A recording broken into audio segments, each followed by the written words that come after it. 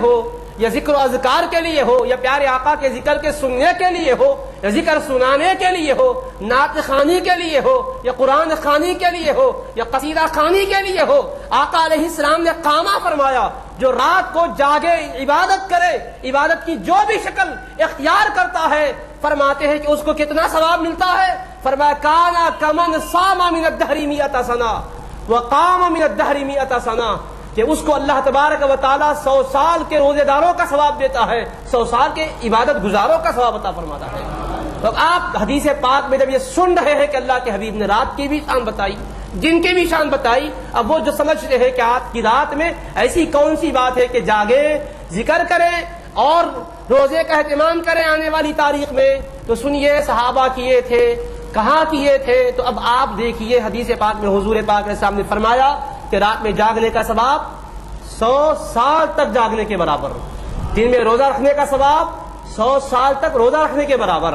تو آپ دیکھیے اتنی فضیلت سرکار نے بیان فرمائی، اور پیارے آقا فضیلت بیان کرنے کے بعد صحابہ کا کیا طریقہ کار ہونا چاہیے تھا؟ بولیے، ایک مسلمان کی حیثیت سے جواب چاہیے۔ ایک مسلمان اللہ اس کے رسول کو ماننے والا کیا کہے گا؟ وہ یہی کہے گا کہ صحابہ وہ ہیں کہ جو سب سے بڑھ کر قرآن و سنت پر عمل کرنے والے ہیں۔ سرکار نے فرمایا تو صحابہ اس کے خلاف نہیں جا سکتے۔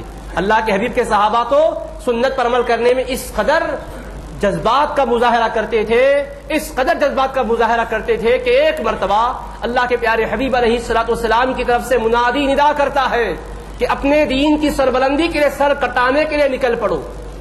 اللہ کے حبیب نے تمہیں یاد فرمایا ہے۔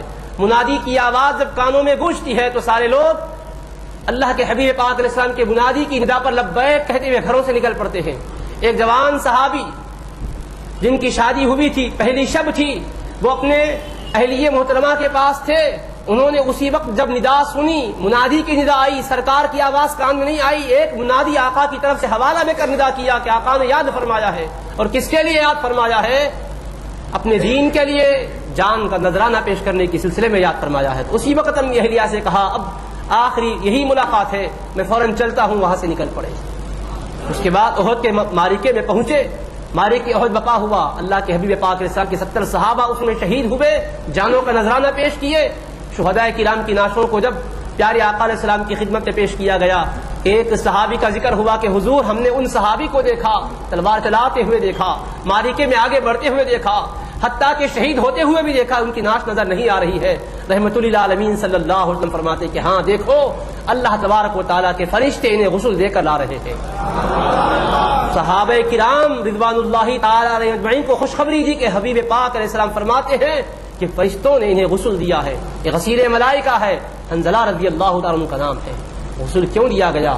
تحقیق کی گئی تو ان کی اہلیہ نے بیان کیا کہ چونکہ نہانے کی حاجت تھی، غسل کے لیے پانی تیار تھا، مگر کان میں جب آواز آئی منادی کی کہ سرکار کا حکم یہ ہے کہ نکل پڑو میدان میں اپنی جانوں کا نذرانہ دینے کے لیے، سر پر کفن باندھ کے نکل پڑو، تو اب آپ سوچے کہ نہاؤں گا تو تاخیر ہوگی، آقا کے حکم کے پہنچنے کے بعد تاخیر کی گنجائش کیا ہے؟ نکل پڑے، اسی حالت میں شہید ہو گئے۔ رب کریم نے فرمایا اے میرے مقدس فرشتوں، میرے حبیب کے اس صحابی کی عظمت شان کا اظہار کرنا چاہتا ہوں، تم جنت کے پانی سے ان کو نہلاؤ اور غسل دو۔ تو آپ دیکھیے صحابہ کا مزاج کہ ایک منادی نے سرکار کے حوالے سے ندا دی، اسی وقت نکل پڑے، نہانے کی اتنی تاخیر گوارا نہ کرے۔ یہ صحابہ کا مزاج ہے، جماعت صحابہ کا یہ ذہن ہے، اتباع سنت میں یہ جذبہ، یہ بلبلہ ہے۔ اب یہاں حضور پاک علیہ السلام فرما رہے ہیں کہ رات رجب کی 27ویں اور رجب کا 27واں دن بڑی عظمت و شان والے ہیں دونوں بھی۔ قیام کرنے والے کے لیے 100 سال کا ثواب، روزہ رکھنے والوں کے لیے 100 سال کا ثواب۔ تو اب صحابہ کا طریقہ کیا رہا ہوگا؟ ایک مومن کا جواب یہی ہوگا صحابہ نے کبھی اس رات کو غفلت میں نہیں گزارا، کبھی اس دن سے صحابہ کرام نے بے توجہی نہیں کی، رات میں عبادت بھی کرتے تھے، دن میں روزہ بھی رکھتے تھے، ایسا ہوا ہی نہیں۔ ایک مومن ضرور یہ کہے گا کوئی صحابی کی زندگی میں بھی کوئی ایسا دن نہیں آیا رجب کی 27ویں تاریخ کے حوالے سے کہ جس میں انہوں نے اہتمام نہ کیا ہو۔ ہر مومن کے دل کی یہی پکار ہوتی ہے. کیوں؟ صحابہ کا مزاج یہی ہے. سرکار نے جب فضیلت بیان کی ہے تو صحابہ فضیلت کے حصول میں آگے بڑھنے والے ہیں. صحابہ کرام خیر کے کاموں میں دلچسپی کا مظاہرہ کرنے والے ہیں. تو صحابہ کرام کا طریقہ تھا یا نہیں تھا؟ عقل کے گھوڑے دوڑانے کے بجائے حقیقت پسندی سے جائزہ لیں گے تو ہر مومن یہی کہے گا بے شک صحابہ جاگتے بھی تھے، عبادت کرتے بھی تھے، پیارے آقا کا ذکر کرتے بھی تھے، ذکر کر کے لوگوں کو اللہ کے حبیب کی عظمتوں سے واقف کراتے بھی تھے.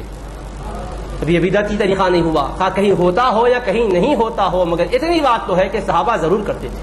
اس بنیاد پر آپ کہہ رہے ہیں، آپ کے سامنے دلیل کیا ہے؟ یہ حدیث مبارک ہے جس کو آپ سن چکے. اللہ کے حبیب نے فضیلت بیان کی، صحابہ کرام ضرور کرتے تھے. مزید اور کوئی روایت کرتے تھے سو ملنا ضروری آپ کو ہے؟ کوئی ضروری نہیں ہے. بس اتنا ثابت ہے کہ سرکار نے جب فضیلت عمل کی بتائی تو صحابہ ضرور عمل کرتے ہی تھے. اگر نہیں کرتے تھے تو سرکار کا یہ فرمان کس کے لیے تھا؟ بولیے. اللہ کے حبیب کس کو فرمائے؟ صحابہ کے مجمع میں تو فرمائے. روایت کرنے والے سلمان فارسی رضی اللہ عنہ صحابی روایت کر رہے ہیں تو صحابہ ایسا تو نہیں تھا کہ ایک بات کو سنے اور عمل نہیں کرے، آپ سامنے والے کو پہنچا دیے. ارے سن کر عمل کرنے والے صحابہ کرام تو کسی کو سنانا ہے تو عمل کر کے سناتے تھے. کیوں؟ قرآن میں اللہ نے فرمایا ہے لما تقولون ما لا تفعلون، ایسی باتیں کیوں کہتے ہو جس پر تم خود عمل نہیں کرتے. تو قرآن میں تو منع کیا گیا کہ بغیر عمل کے بولنا نہیں چاہیے. فرمایا اتأمرون الناس بالبر وتنسون انفسکم، کہ تم لوگوں کو نیکی کا حکم دیتے ہو اور خود اپنے آپ کو بھول جاتے ہو. ایسا نہیں ہونا چاہیے. تو قرآن نے جب منع ہے کہ بغیر عمل کے بعد لوگوں کو نہیں بتانا چاہیے، خود بھی عمل کرنا چاہیے، تو صحابہ جب یہ حدیث سنائے تو لا محالہ وہ عمل کر کے ہی سنائے ہیں. ہم جیسے غفلت شیار صحابہ نہیں ہو سکتے. ہم پھر بھی معلوم رکھ کر صرف بتاتے ہیں، عمل نہیں کرتے، ہماری کمزوریاں ہیں. صحابہ کرام کی ایسی بات نہیں ہو سکتی. یہ مومن کا یہی عقیدہ ہوتا ہے، ایک مسلمان کا یہی سوچنے کا انداز ہوتا ہے. تو عزیزان محترم، یہ غلط فہمی کا ازالہ کرنا چاہیے. جن لوگوں کے دماغوں میں یہ کیڑے گردش کرتے رہتے ہیں ان کو سمجھنا چاہیے کہ ایسا نہیں ہے. اللہ کے پیارے حبیب پاک نے باضابطہ اس کی فضیلت بیان فرمائی. اور یہی نہیں، حدیث مبارک سنیے. اللہ کے پیارے حبیب ارشاد فرماتے ہیں کتنی بڑی فضیلت. حضرت انس رضی اللہ تعالیٰ عنہ راوی، حبیب پاک علیہ الصلوۃ والسلام فرماتے فی رجب یوم ولیلہ، رجب میں ایک دن اور ایک رات بڑی شان والی. دوسری حدیث مبارک اور ان کتب میں جو آپ ابھی حوالے سن چکے، شعب الایمان میں بھی ہے، فضائل الاوقات میں بھی ہے، کنز العمال میں بھی ہے، جامع کبیر میں بھی ہے، اور جامع الاحادیث میں بھی ہے، در منصور میں بھی ہے، ما ثبت بالسنہ میں بھی ہے. پیارے آقا علیہ السلام فرماتے ہیں یکتب للعامل فیہا حسنات مئۃ سنۃ. رجب کی ایسی شان والی رات ہے، ایسی شان والی رات ہے، فرماتے ہیں آقا فی رجب لیلۃ، ایسی شان والی رات ہے یکتب